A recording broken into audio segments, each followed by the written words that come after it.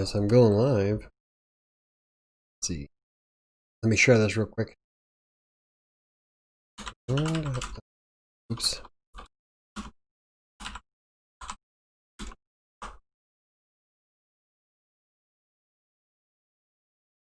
And post. All right. There we go. So I did want to have a theme for today, but my vlogging went a little longer than I wanted it to, so I didn't have a chance to prepare anything, which is kind of a bummer. Not that I'm convinced that it was going to be a worthwhile video, but I don't know, it might be. And I think I'm going to later tonight, I'm going to go on to WriterSanctuary.com and set up a survey to find out what we should do with these Monday videos. So I'm pretty sure that everybody's tired of doing an AMA, but I think maybe we should try something like maybe themed nights or maybe like a webinar type thing.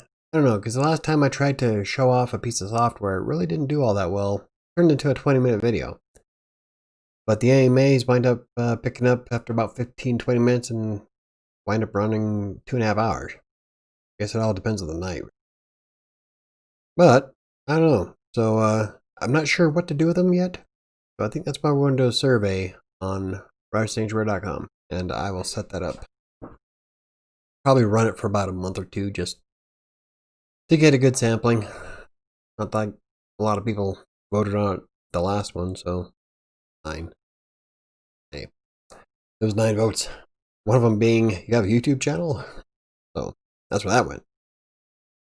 Alright, so the reason why I didn't get a chance to plan out any blog or any video is because I spent a lot of time writing all the blogs for all my websites. I'm trying really hard to see how much time I have throughout the day to see if I can manage 3 blog posts and a video on top of what I do for Green Geek. And so far, it, I don't know, chewed up all my time. Then again, I was kind of, had a little bit of a meeting for tomorrow's gaming content, so I guess I can count that.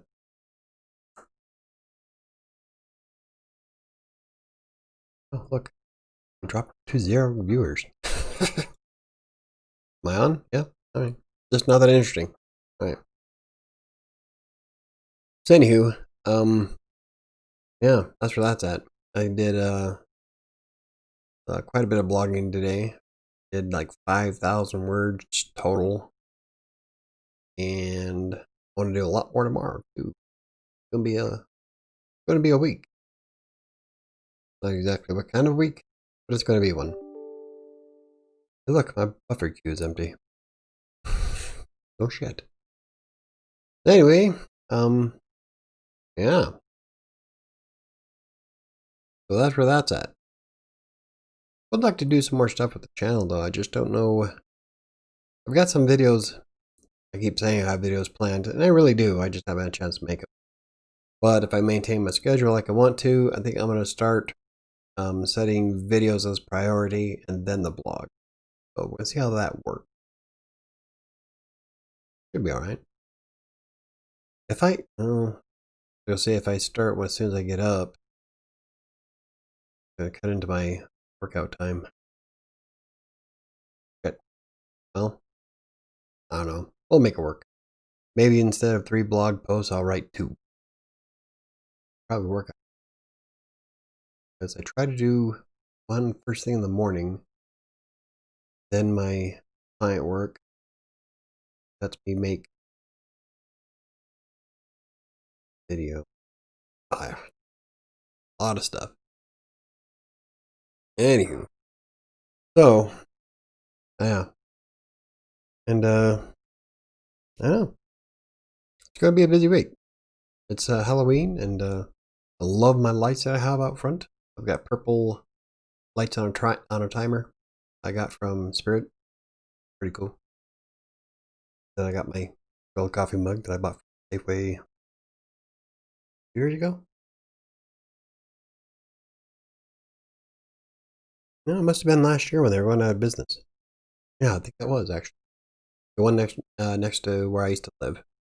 They went out of business, and I bought some Halloween decorations. My coffee mug being one of them. Really cool. That's because my cauldron is being washed at the moment.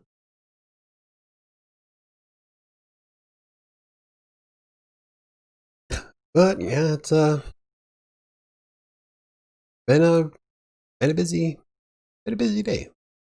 Started off good.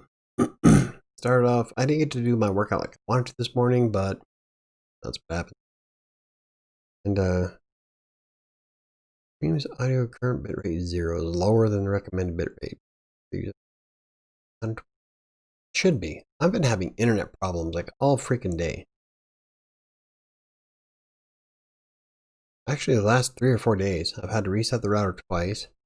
Wireless keeps crapping out. Today I dropped twice.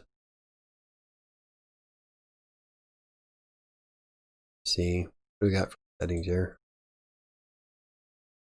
Oh. Wow. Okay, my audio bitrate's 160. So, yeah. So, gotta love Comcast. Freaking Xfinity.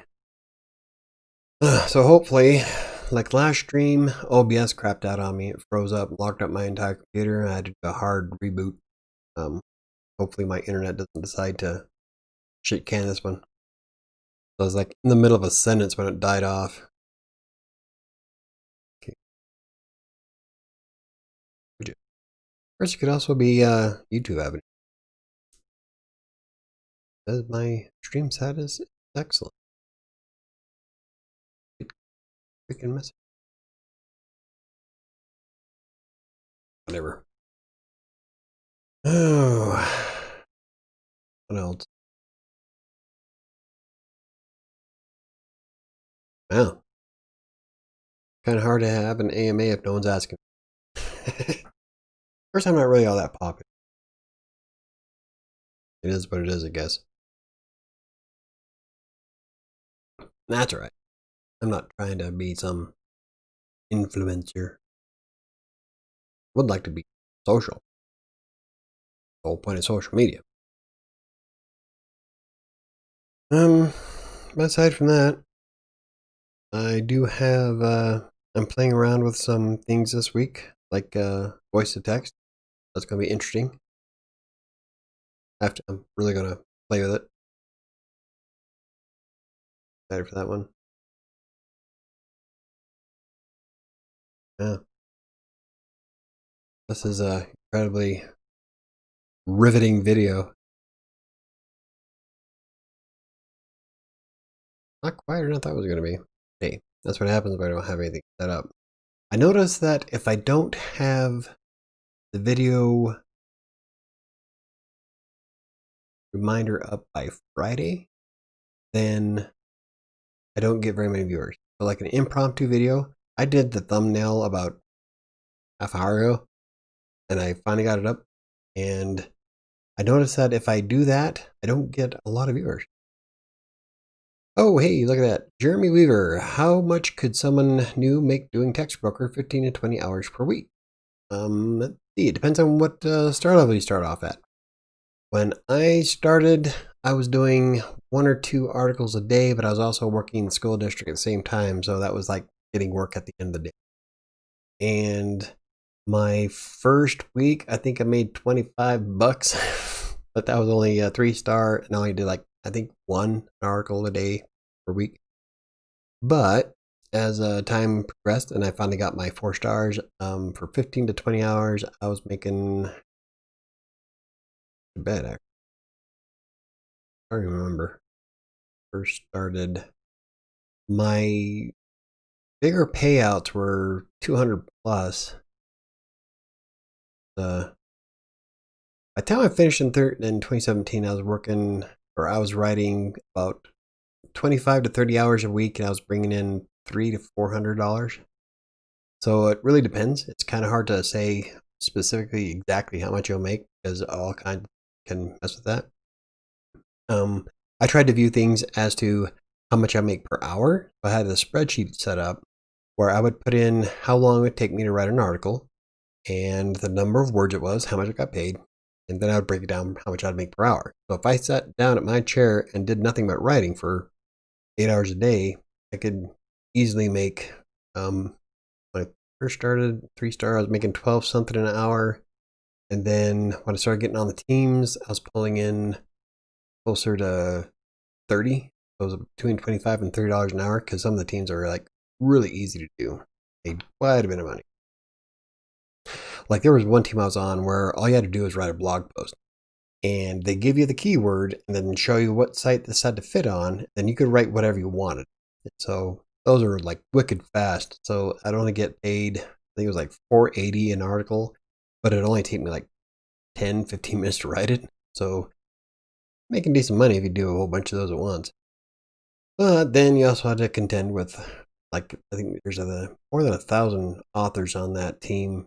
So you have to grab them as soon as they're up because we'd bleed through them really fast. So, but for someone doing it for 15-20 hours, depends on your speed, how good you are at research, and how well you write, put things together. You can make anything more I made between 12 and 15 when I first started per hour.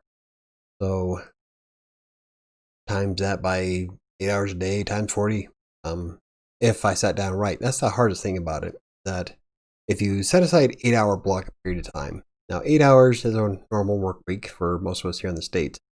But to sit at your desk for 8 straight hours, that's virtually impossible for me, mainly because my knee starts hurting. I have to get up and walk around, or if I have to go up and go to the bathroom, I never counted that time either, because every second that you're not writing content for a client is one you're not getting paid for. So even if you get up, go get a cup of coffee, go to the bathroom, walk the dog, whatever, I never counted any of that because, well, I wasn't writing. But it's really difficult to sit in one place and hammer out nonstop content. So I think I could do between 6 and 7 hours a day doing that. It hurts after a while. But let's see. So it really all depends on how much effort you put into it and how much work is available. There were times where the workload was so low that I didn't make anything that day. And that's why I started doing TextBroker, WriterAccess, and Fiverr all at the same time. So I'd have 3 different browser windows open, and I would just jump back and forth between which one had work. So I was constantly keeping myself busy. So if I wasn't writing on TextBroker, I'd wind up writing on WriterAccess. And WriterAccess.com is similar to TextBroker, except for nowadays you can do a lot more with it. Not too bad. Thanks for the detailed breakdown. You're welcome. John Palermo. How much time should I allot per week for freelance writing work if I am a brand new fish in the pond? All of it, if you can. When I started in 2012, January 1st, I had no idea what AP style writing was. I didn't have a clue. And good to be here again. Once more. Yeah. Thank you for coming, John. But I didn't have a clue as to what AP style writing was, and so I was trying to guess my way through it. And usually I'm pretty good at it, but the TextBroker editors, they'll let you know. And so I would spend every moment that I could, because I was also doing the school district at the same time. If I have a full-time job, and see, this is exactly what this is for you. When I first started, I was working at the school district, and school district only paid me $8.40 an hour. Excuse me. But when you have a family of 4, $8 an hour doesn't cut it. That's why I started writing full-time, or not full-time. That's why I started writing on TextBroker to offset some of the money that I wasn't getting every week. And so I'd work at the school district, come home, kiss the kids, get dinner done, get writing. And so I would block off my time between, I'd get home at about 5:30. I'd eat. Maybe I'd start from 6 through 9 or 10 o'clock. And I would just spend that whole time either picking up articles or researching everything I possibly could on Google to figure out how to fix my AP style writing, because the editors used to come back with all kinds of things. You have to work on this. You have to fix your comma usage. That was my biggest problem. And so I'd spend all that time researching different ways to fix my style and fine-tune my skill and learn AP style because I had no clue what I was doing. And I figured out that at 9 o'clock, I would get too tired to write. In fact, the later it got, the more revision requests I had the next day. So that's why I stopped writing at night, because I just can't do it. And after a while, I started building up momentum and learning everything I could. I started WriterSanctuary shortly after that. I think it was in 2013. At the end of 2013 is when I started my website. And I was primarily using it to practice writing. So everything I learned on, gotta turn on my light. Everything I learned on Google and what the editors were telling me, I would put into the blog. So the more practice you get, the better you become. And so that's part of why I wrote. I wrote 2 articles for Vocal Up Media, and I wrote for my own website. At the time, I had Forever Tablets, so I started writing for that. That was an affiliate site that I had that made a little bit of money selling tablets. And that's when the tablets first came out, and everybody wanted one, and so I did a review site for that, and I started writing all those. And so the more writing I put into it, the more it got ingrained in my head, the easier it became, and before long, I was able to crank stuff out. But if you're just starting off in a full-time job, yeah, try to stick aside 2 or 3 hours to write, no matter what. So like if there's no jobs on TextBroker or Writer Access or whatever content mill you want to use, write on Vocal Media, Medium, Hub Pages, do your own blog and get free blogs at like WordPress.com. Just the more writing you get under your belt, the better off you'll be. So just, yeah, sit down and do it. That's what I did. And it took me a year and a half to get my 4 stars. I had it a year after, but I had my 4 star for about 3 days. Then my comma usage sunk it for 3 days, and it took me about 6 months to get it back. And ever since then, I've kept it. So yeah, practice makes perfect. That's one of the reasons why there's a lot of freelance writers out there that don't like content mills, because they don't pay you nearly as much as you could get. And I agree with that. Content mills like TextBroker, they're great for what they are. And what I used it for was to practice writing, practice engaging with clients, and fine-tuning my skill.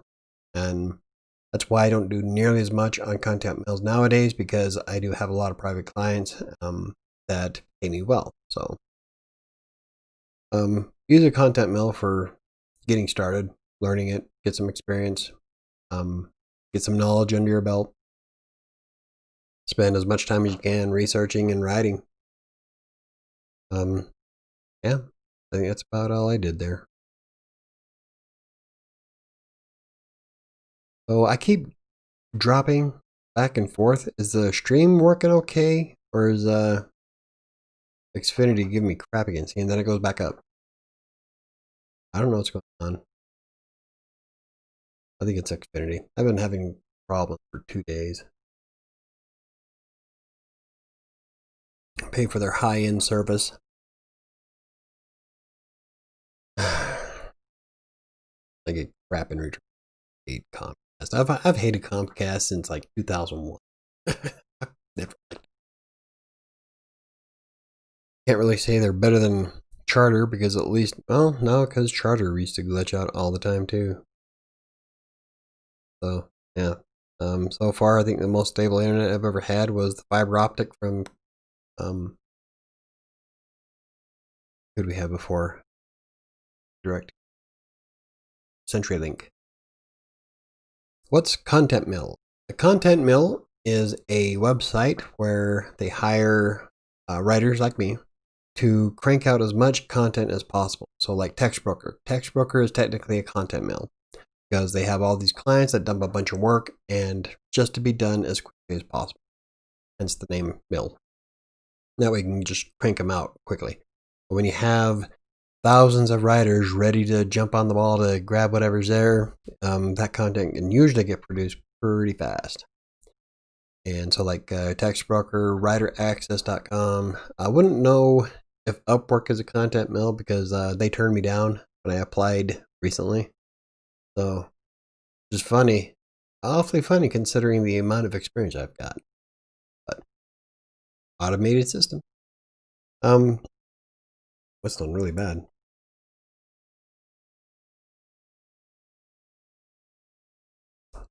So when you hear the term content mill, that's what that means. Is a just a website where they have a bunch of content, crank it out. And there's a lot of them out there. Like I've done hirewriters.com, but I hate it. For one thing, they boast about being the cheapest place to get content on the internet. And when they boast that to businesses, that also means they also pay their writers the cheapest on the internet. They gotta be kind of leery about stuff like that. And I've done a few articles on hire writers.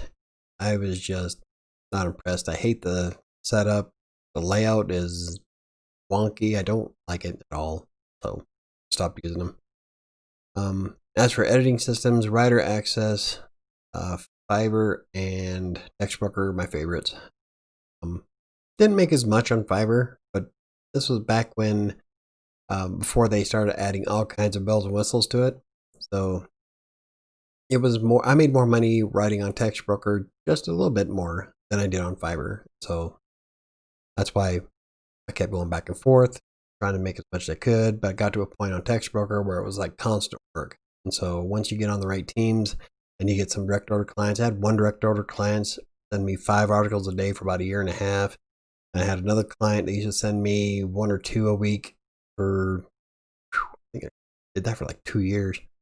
And you get a bunch of clients like that, get on the right teams, and you're nonstop working. Even if the open pool is empty, you can still make quite a bit because of the direct orders and the teams. And that's why on Textbooker, so try to jump on any team you can, because some of them you'll make some good money on for really not putting in that much of an effort. Like I said, that one blog team I'm on is amazing. And then there's a couple other ones where they have a template that you have to use, but once you get the template down, it takes about an hour and a half to get the hang of it. Once you get the hang of it, though, you can start making like $7 every 20 minutes. That's what I was doing on one of them. And so you pick one up, do it, and just do that over and over and over. You can make $20-$25 in a single hour, as long as there's work available. So, yeah. That's one of the big reasons why I like Textbroker so much. Because without Textbroker, I wouldn't be where I'm at today. It opened the door, and I stepped right through.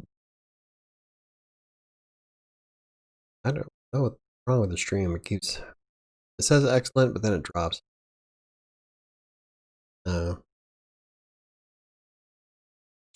Comcast. Oh, aside from that, there's all kinds of different ways you can write. In fact, I did a blog post that comes out on Wednesday that breaks down the easiest ways to find work as a writer. And I focus more on the practical side of things. I know there's lists out there that are much longer, but I'm more realistic. So I highlight some of the best ways to find jobs. And I found quite a few today while doing my research that I almost applied for. But like with all the stuff I've got going on right now, there's no way I could pick up a client. It would just be silly. There is such a thing as pushing yourself too far. You don't want to burn out. I've done that a couple times. Almost burned out a couple.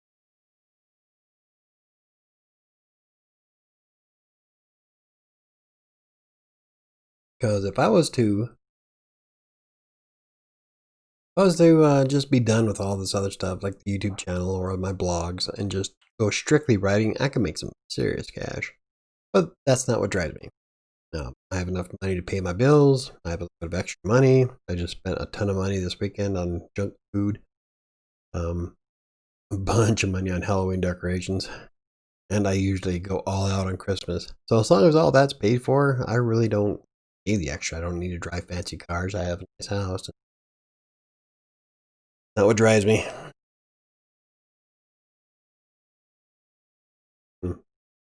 would be nice to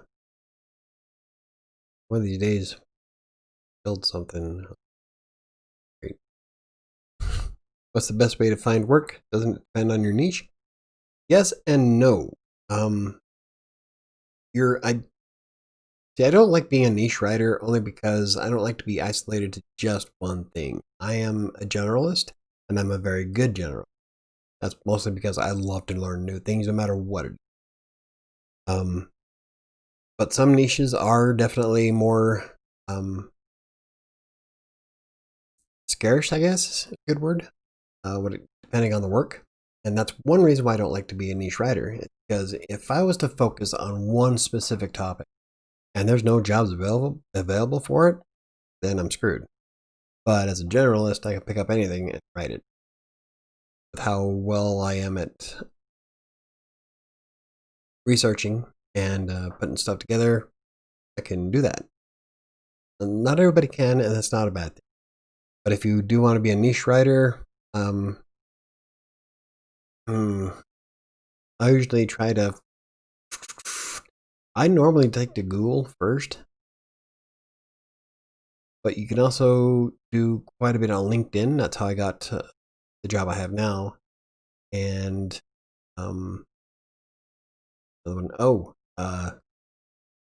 job boards like Indeed, 247talent.com.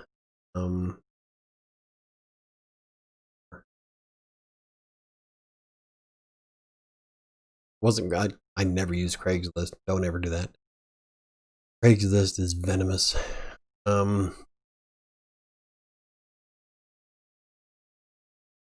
That's a hard one because the best way for find any work depends on the person. So what works best for me may not work best for you. And the niche does take an account. Like I keep getting these inquiries about how do they find jobs for a gaming niche. And now the gaming niche is, well,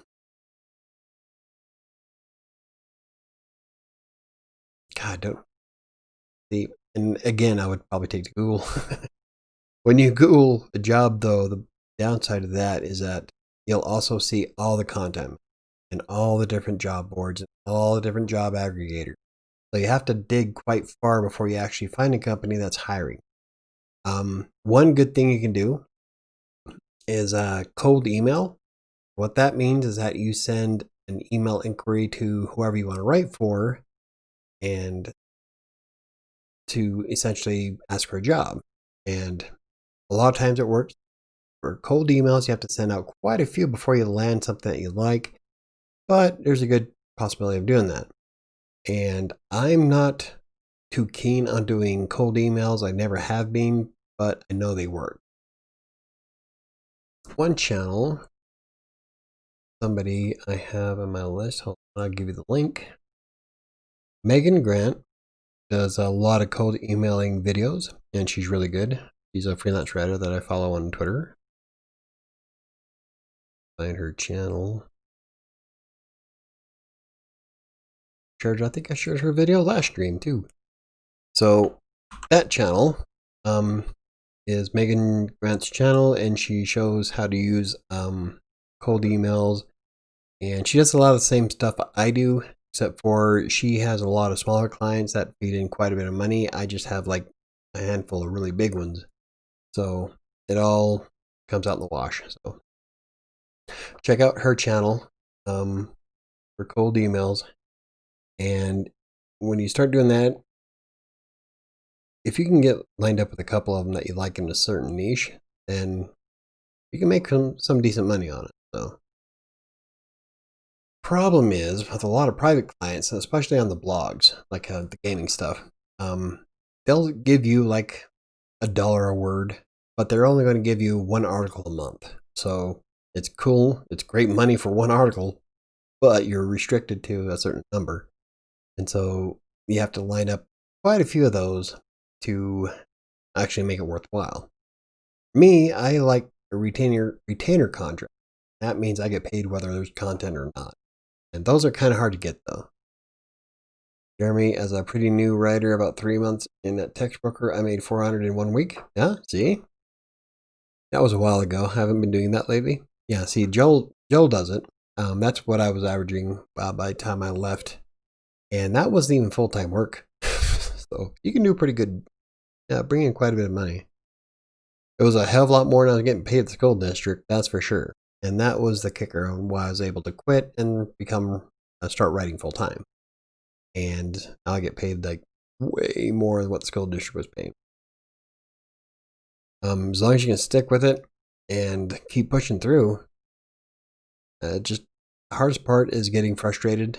Try not to second guess yourself. I know a couple of people out there who will proofread the holy living hell out of something like 8 or 9 times to make sure that's right. That's taking up your time. That could be time you could spend writing another article. Trust yourself. Proofread it twice, maybe 2 or 3 times. I proofread after every, kind of scan through it after every paragraph, but then I proofread at the end, and then I submit it. I don't proofread it over and over and over because it does take time. And when you're trying to make as much money as you can, you gotta be quick. And there's been times where I'd get a thing from textbook or editors or from the client that they need something fixed, and that's fine. For the most part, they've been pretty easy fixes, and fix them and send them back and get paid.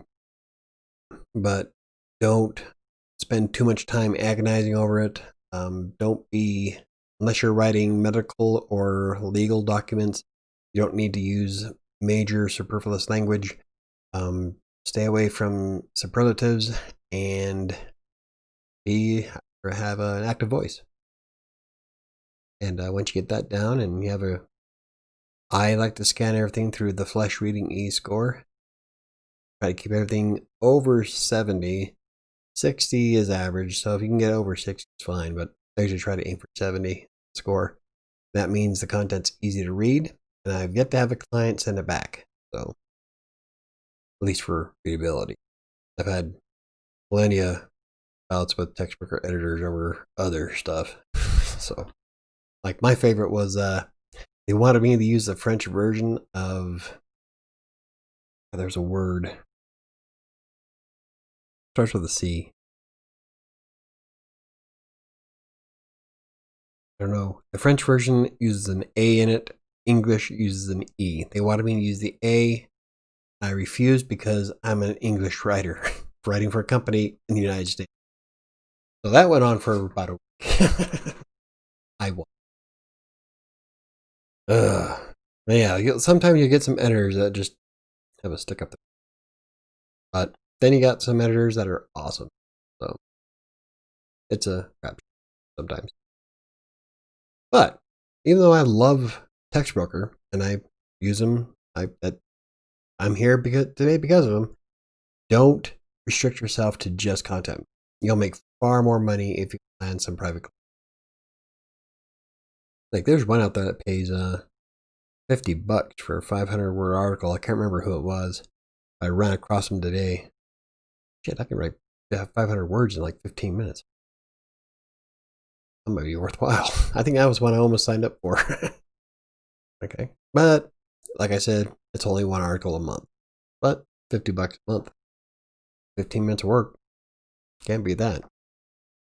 That's $200 an hour. That's how I think. But yeah, it's yeah.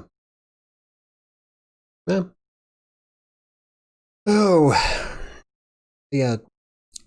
But anyway, it's good to see you, Joel.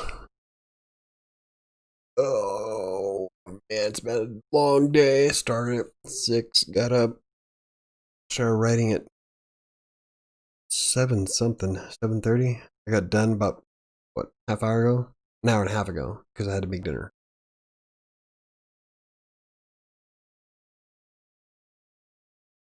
All because I'm trying to make a thing out of everything. I've got a green blog that I'm working on.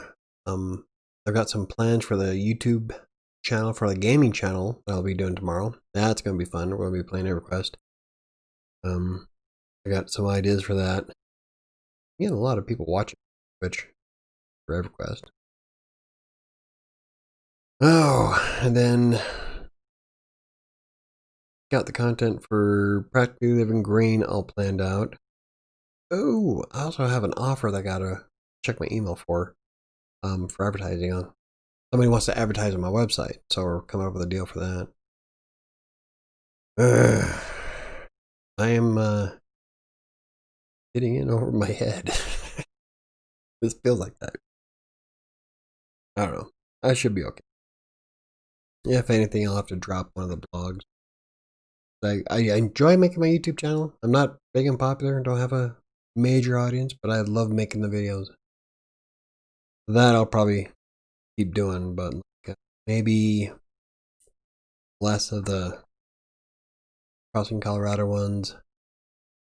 The gaming channel I have to keep though, because that one supports a bunch of charities. So now we're trying to make it something.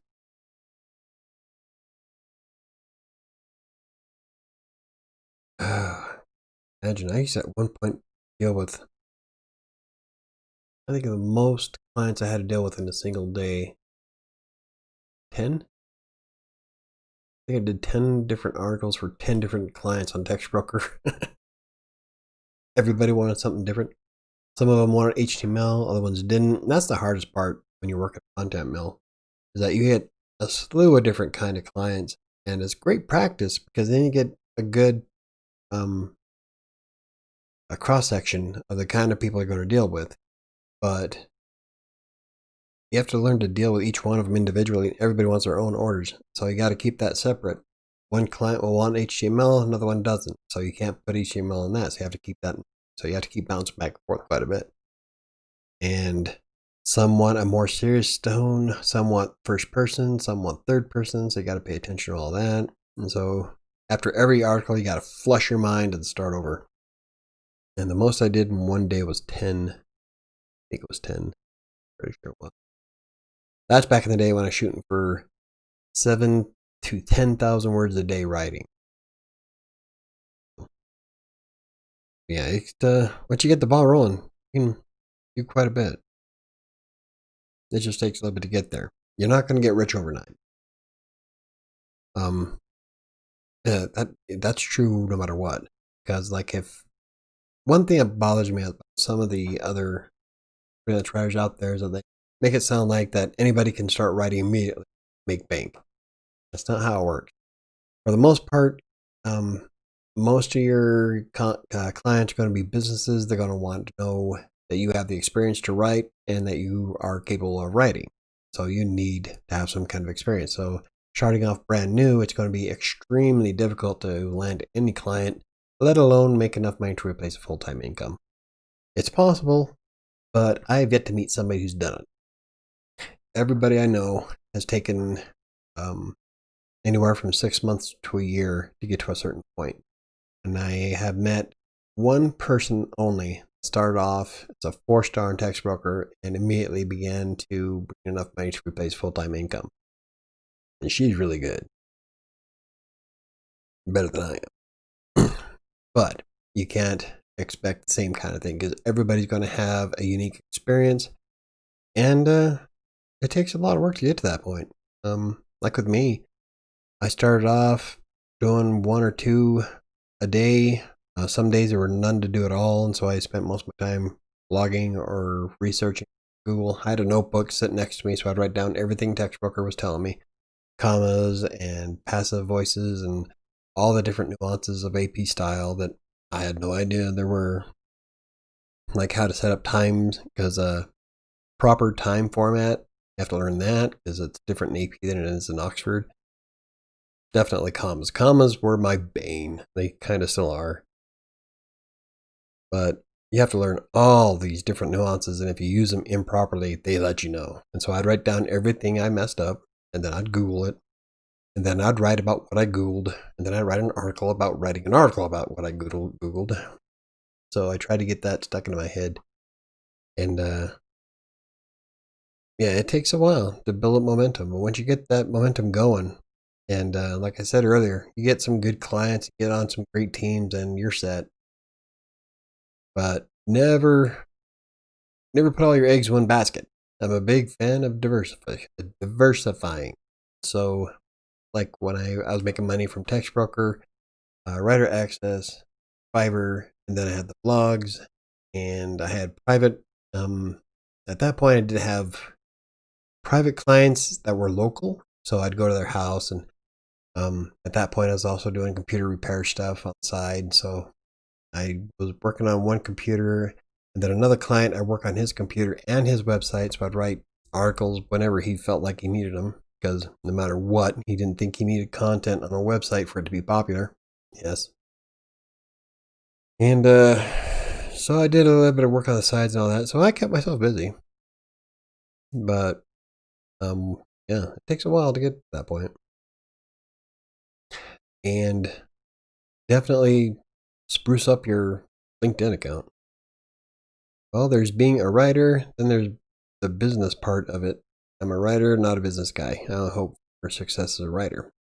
See, you kind of have to have a little bit of a business part of it if you want to succeed as a writer. Because even on content mails like Tax Broker, if you keep track of your clients and, well, yeah, if you keep track of your clients and learn how to engage them and learn a little bit of diplomacy, even cold message clients looking for work, there's a little bit of business into it. But see, with the business part of it, that's where I thrive. And you're not alone. I know a lot of people that use Text Broker just because they can write one article a day, and then come Friday they have a few extra bucks to go do something, and they're happy that way. That's what they want to do, and that's completely fine. The only, I guess, what I said earlier is wrong. True success is whatever you want it to be. So if you feel that that's all that you need, then that's on you. Nobody can tell you you're doing it wrong. Yeah. So if you're not keen on the business part and you just want to be a writer, then that works. Then be a writer. There's a lot of jobs. I did during the research today. There's a bunch of jobs, at least in the Denver metro, for content writers. So if you want to give that a shot, Indeed.com. I think I saw a couple on 24/7 Talent. And the job aggregator Jooble, JOOBLE.com. It's a job aggregator that finds jobs from all over the internet and combines them into one database. Aggregators are kind of cool, but they do have one significant flaw. Sometimes they'll aggregate jobs that no longer exist. And so that's why a lot of aggregators get terrible reviews on sites like Glassdoor and there was one I read recently. What site was it? I can't remember. They had a 3.7 rating on Trustpilot, and most of those were from businesses who were complaining that their jobs were still listed on Jooble even though they didn't exist. That happens. But no aggregator is updated in real time. So if you don't mind spending a few moments sifting through jobs that may or may not be there, quite a bit available. Came across a couple today that I set in Jooble, especially. You can set it for 3 days. So any job that was posted in the last 3 days, you're pretty safe with those. But then you'll come across a job that was there listed 18 days ago that errors out to a 404 page on the company's website. Obviously, the job's gone. So that's the downside to aggregators. They can collect a lot of information, but sometimes a big chunk of it's going to be obsolete. But it is what it is. Indeed is usually full of writer jobs. Like when I was in LA, I searched through Indeed. There was quite a few, especially in the Beverly Hills and San Francisco area. But I didn't want to travel to San Francisco, and traffic going through Beverly Hills is stupid. So I didn't apply to those ones. I was in Eastern Western LA. Like, that ain't happening. If I can't work from home, I don't want to do it. At that rate, I already had a job, so I'm like, I don't need it. That's the cool thing. When you get to my point, you can look at a job and you can say, you're either going to pay me more or I'm not going to do it. And it's not going to affect you at all. That's great. It's an awesome feeling to know that you have that power. Like, I don't need it. Like, I was talking, was it last week? Where somebody was trying to get all they could out of me. Or was it on Twitter? I can't remember. Oh, and I can't remember how the conversation went. But what it wound up being is that this one client, potential client, kept bugging me, and eventually I just said, you know what? 25 cents a word. I started off at 10, but they were complaining and bitching and moaning and being rude. So I just kept increasing my price. And at that rate, I'm like, I don't really care now. If you want to pay me 25 cents a word, I'll do it, but nah, go away. Because I don't need your money. That's the coolest part about being a freelancer, working for yourself. A lot of work, a lot of motivation, a lot of dedication. You have to be your own HR department and manage all your other finances like your taxes and your insurance, vacation time, and sick leave. But once you get up to a certain point, it's so worth it because then you have good money coming in and you can tell people, I don't want to work, so I'm not going to. And you're not desperate for cash. That's because I've done a lot of crap. So it's nice. There was one client, especially when I first started getting momentum on tax broker, bringing in all kinds of money. As when I first started bringing in $300 to $400 a week, I had one local client who used to pay me like $6.50 an hour to work on his computers, and I'm like, you know what? No, I make way more than that now as a writer, so I cut him a deal. I'll say instead of $6.50, you'll pay me $10.50 an hour plus travel expenses. But he paid it, so. But it's nice when you get to that point. I may seriously need a business partner. I don't know. It depends on how far you want to take it as a business. If you want to just be a writer, that's completely possible. Like right now, one of my clients, I manage their team. I manage a team of writers, and it's pretty much a job. The only thing that I have to do on my end is file my 1099 and yeah. I don't get vacations or sick leave, so I have to still save for that, or overtime, but it's not bad. If you can set up an LLC, those are pretty easy. I know a lot of writers that will set themselves up a LLC, a limited liability company, that protects you from lawsuits of all kinds. And it's a good idea, but it's not completely necessary. But if you can do it, good idea. Someone to handle the business part. I don't know if we really need it though, because unless you want somebody to do all the cold emailing for you and handling the contracts and stuff like that, I can see that. Okay, like get a business partner who can handle all the front end interaction stuff, and then just have you as nothing but the writer. Oh God, that would free up my day. That would be nice. But I'm the type of person who has to be in the thick of it. I have to do stuff on my own, which is a problem. I need to learn to delegate, and I have people that will kind of help me, but what I need is a writer, and nobody I know can write. So I'll just handle it all. But yeah, I can see getting a business partner and handle all that fun financial stuff with like, yeah, someone who can contact businesses and get you lined up with some clients. That'd probably be feasible. Problem is, then you have to pay them, and you have to make sure your clients are giving you enough money to make it worthwhile for you as a writer and for your partner to be a partner. And that's where I don't know if you want to do that with something like content. With private clients, definitely. You can definitely make enough money from private clients to do something like that. Have your partner go out and find the jobs, and then you write them. You can split the money pretty well, depending on the client. Some of them will pay quite a bit. I saw one gaming website that was paying 800-word article at least once per month. God, paying like $150 or something like that. Quite a bit. But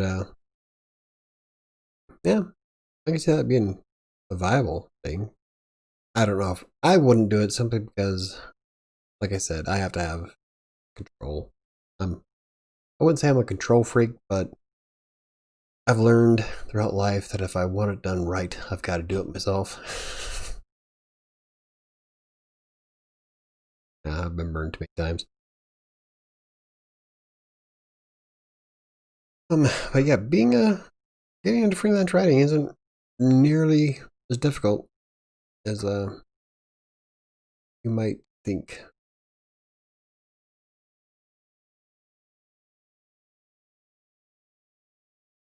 And since content is king on the internet, it's fairly easy to find jobs virtually everywhere. I did this last time. Oh, it was for Shyman. He wanted to write psychology stuff, so we did a psychology writer search. Right off the bat, Indeed, Upwork, Society of Consulting Psychology, hiring, Scripted, Glassdoor, remoteok.io. Don't ever use that site. Don't trust that one. Fiverr, Writer's Work. That one pisses me off. Gotta be careful because there's a lot of writer websites out there that'll say they'll pay you $30 to $45 an hour. No experience needed. We train. I looked them up, and it is not what it sounds like. A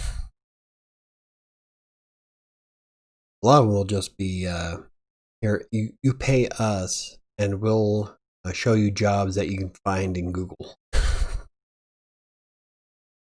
No. Child's Mercy, Kansas City's hiring for psychology writer. So, and all I did was put it in Google. So LinkedIn. Oh, LinkedIn's a great source to find all kinds of remote work, especially with the pandemic going on right now. ZipRecruiter,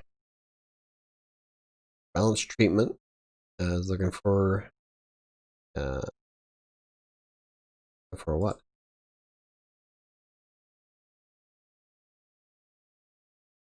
Oh, these are therapist, technician.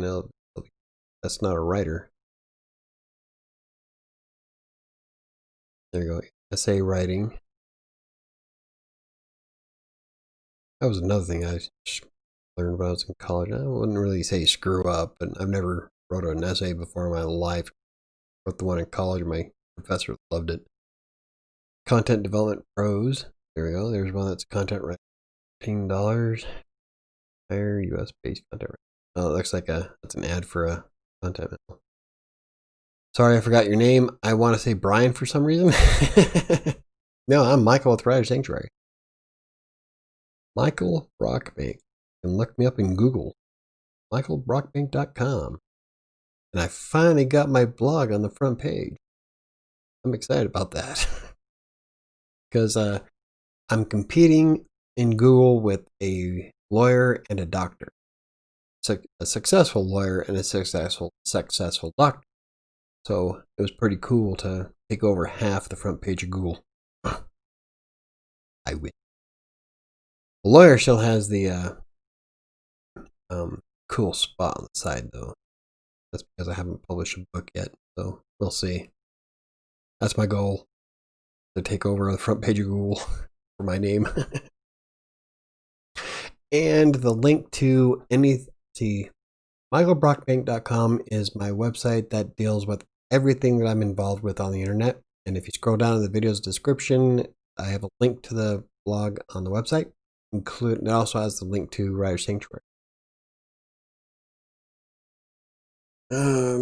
Anyway, yeah, but all I did was put in psychology and then quotes for our team. And when you put anything in quotes in Google, it looks for that specific term.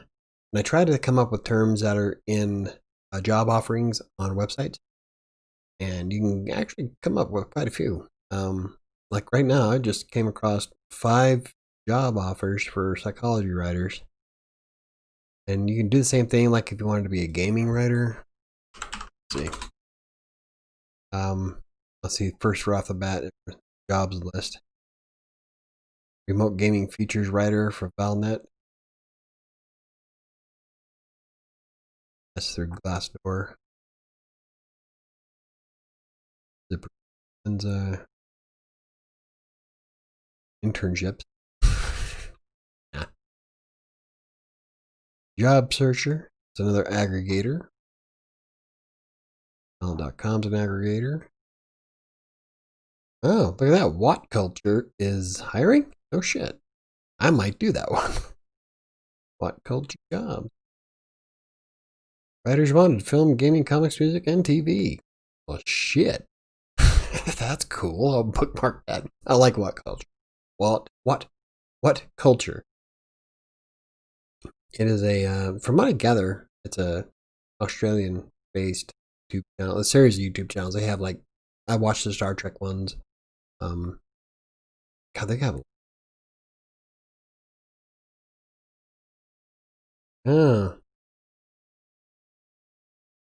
Is it for a blog or for the video?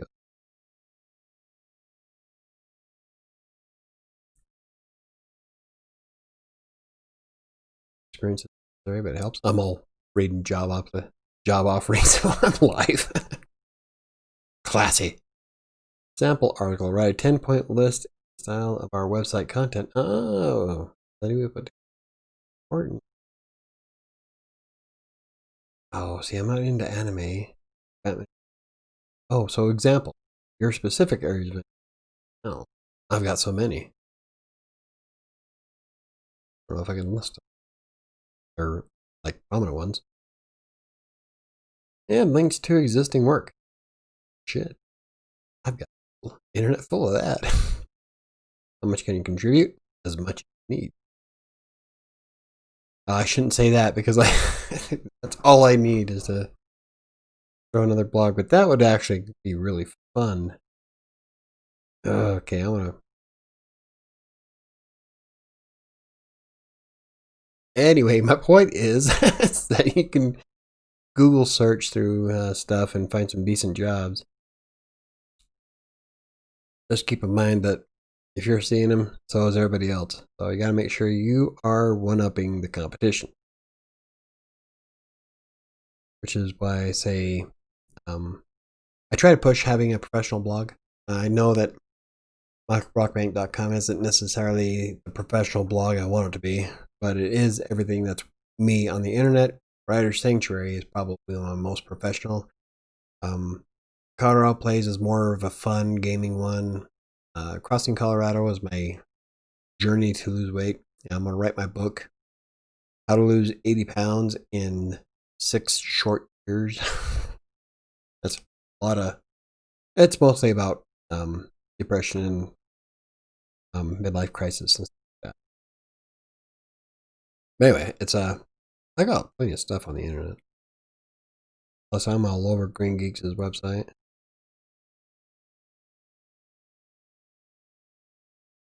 Oh, see, I'm coming across weird stuff. Yeah, I didn't want, I don't want it. Anyway, the point is that Google works.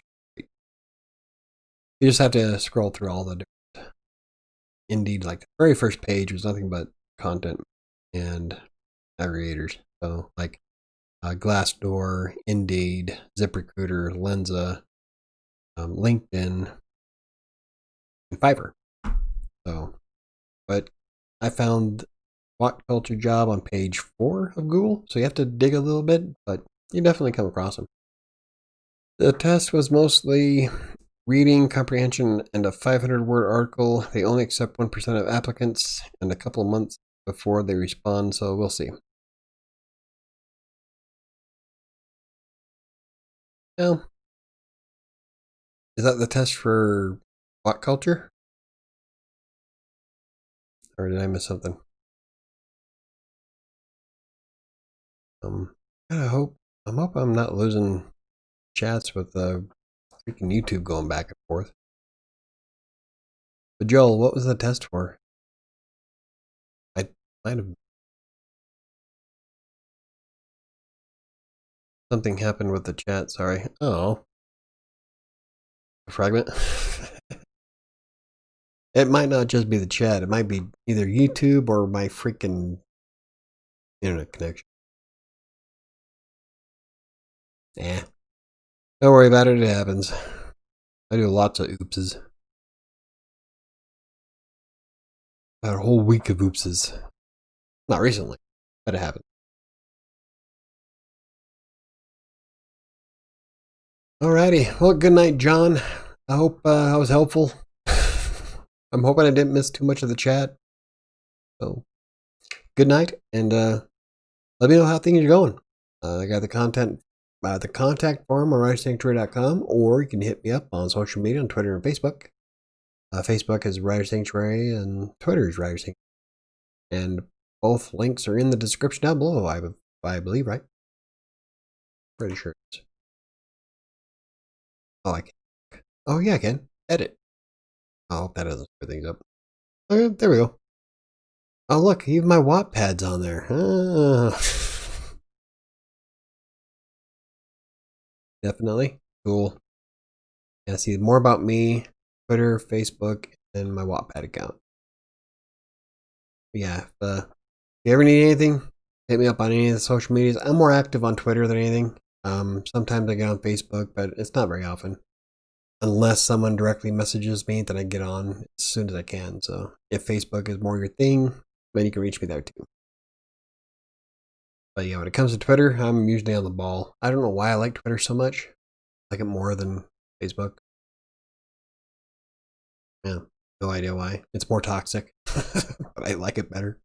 Well, because I'm in some great groups on Twitter. So, but I think we're gonna go ahead and call it a night, unless anybody else has any questions or comments or concerns. Sorry, it was kind of a blah night. I'm hoping I'm gonna get that. I don't know if you saw Joel, but I will be doing